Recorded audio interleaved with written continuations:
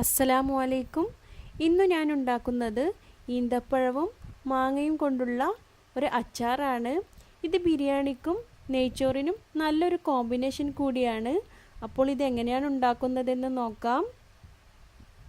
ഇതിനായി ഞാനിവിടെ 1 കിലോ മാങ്ങ നന്നായി കഴുകി വൃത്തിയാക്കി എടുത്തിട്ടുണ്ട്. ഇനി ഇതൊന്ന് ചെറുതായി അരിഞ്ഞെടുക്കണം.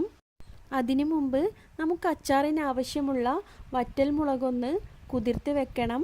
അതിനായി ഞാനിവിടെ 100 ഗ്രാം വറ്റൽമുളക് എടുത്തിട്ടുണ്ട്. ഇനി ഇതിലേക്ക് 1.5 കപ്പ് നല്ല തിളച്ച വെള്ളം ഒഴിച്ചു കൊടുക്കാം. ഇതിലേക്ക് 1 ടേബിൾ സ്പൂൺ വിനെഗറും കൂടി ചേർത്ത് 1 മണിക്കൂർ വരെ നമുക്കിതൊന്ന് കുതിർത്ത് വെക്കാം. ഇനി ഇതിലേക്ക് മെയിനായി വേണ്ടത് 1.5 കപ്പ് ചെറുതായി അരിഞ്ഞ ഈന്തപ്പഴമാണ്. ഇനി 1 കപ്പ് ചെറുതായി അരിഞ്ഞ വെളുത്തുള്ളി കൂടി വേണം. ഇപ്പോൾ ഞാൻ ഈ മാങ്ങ മുഴുവനും ചെറുതായി അരിഞ്ഞെടുത്തിട്ടുണ്ട്. ഇനി ഇതിലേക്ക് 2 ടീസ്പൂൺ മഞ്ഞൾപ്പൊടി ചേർത്ത് കൊടുക്കാം. ആവശ്യത്തിന് ഉപ്പും കൂടി ചേർത്ത് നന്നായി ഒന്ന് തിരുമ്മിയെടുക്കാം.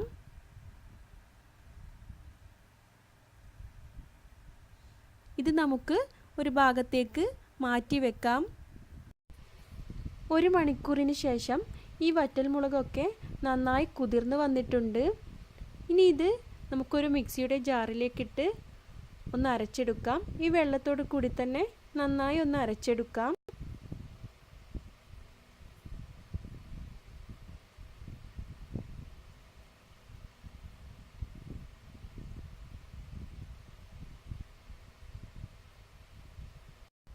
ഇനി നമുക്ക് അച്ചാറുണ്ടാക്കാം.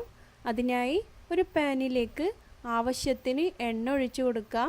ഞാനിവിടെ സൺഫ്ലവർ ഓയിലാണ് എടുത്തിട്ടുള്ളത്. ഇനി ഈ എണ്ണ ഒന്ന് ചൂടായി വരുമ്പോൾ ഇതിലേക്ക് 1 ടീസ്പൂൺ കടുകും 1 ടീസ്പൂൺ ചെറിയ ജീരകവും ചേർത്ത് കൊടുക്കാം. ഇനി ഇതിലേക്ക് 4 പച്ചമുളക് ചെറുതായിരിഞ്ഞത് ചേർത്ത് കൊടുക്കാം.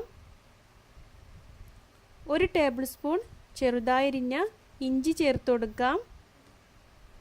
കുറച്ച് കറിവേപ്പിലയും കൂടി ചേർത്ത് നന്നായി ഒന്ന് വഴറ്റിയെടുക്കാം.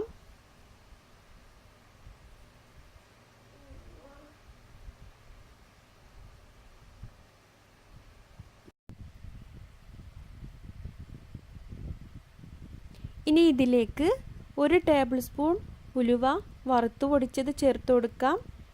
ഇതൊന്ന് നന്നായി വഴറ്റിയെടുക്കാം.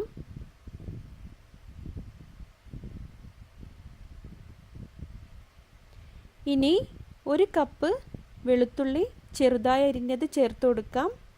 ഇതൊരു 2 മിനിറ്റ് വഴറ്റിയെടുക്കാം.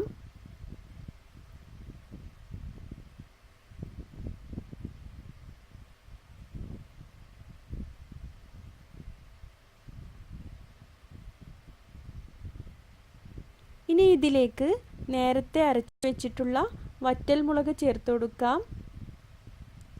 ആ മിക്സിയുടെ ജാറിൽ തന്നെ കുറച്ച് വെള്ളം കൂടി ഒഴിച്ച് ഇതിലേക്ക് ചേർത്ത് കൊടുക്കാം. ഇതൊന്ന് തിളപ്പിച്ചെടുക്കാം.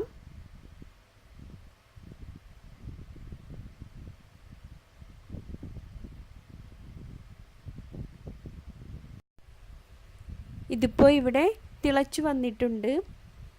ഇനി ഇതിലേക്ക് 1.5 കപ്പ് ചെറുതായി അരിഞ്ഞ ഈന്തപ്പഴം ചേർത്ത് കൊടുക്കാം.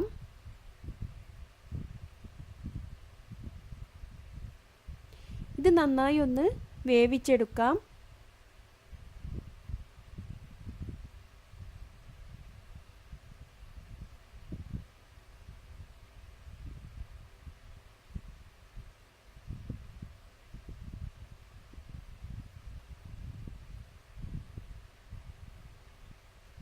ഇനി ഇതിലേക്ക് 1.5 കപ്പ് വിനെഗർ ചേർത്ത് കൊടുക്കാം.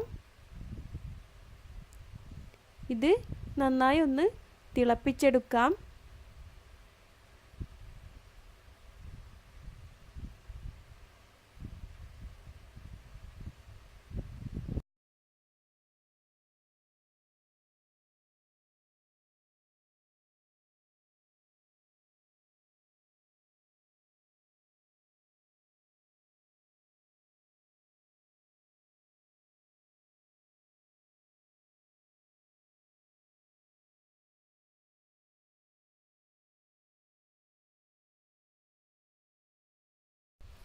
ഇതിപ്പോൾ ഇവിടെ നന്നായി തിളച്ചു വന്നിട്ടുണ്ട്.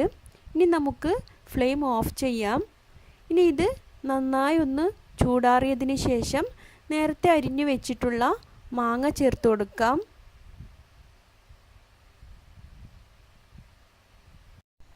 ഇപ്പോൾ അച്ചാർ മിക്സ് ഇവിടെ നന്നായി ചൂടാറി വന്നിട്ടുണ്ട്. ഇനി ഇതിലേക്ക് മാങ്ങ ചേർത്ത് കൊടുക്കാം.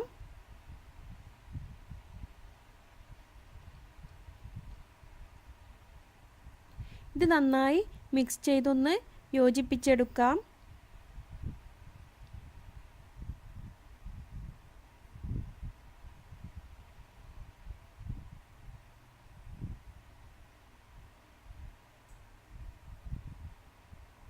ഇനി ഇതിലേക്ക് ഉപ്പ് കുറവുണ്ടെങ്കിൽ ആവശ്യത്തിന് ഉപ്പും കൂടി ചേർത്ത് നന്നായി ഒന്നും കൂടി മിക്സ് ചെയ്തെടുക്കാം. ഇപ്പോൾ നമ്മുടെ അച്ചാർ ഇവിടെ റെഡി ആയിട്ടുണ്ട്. ഈ അച്ചാർ 2 ദിവസത്തിന് ശേഷമാണ് ഉപയോഗിക്കുന്നതെങ്കിൽ കുറച്ചുകൂടി നല്ലൊരു ടേസ്റ്റ് കിട്ടും. അപ്പോൾ എല്ലാവരും ട്രൈ ചെയ്ത് നോക്കി അഭിപ്രായങ്ങൾ അറിയിക്കുക.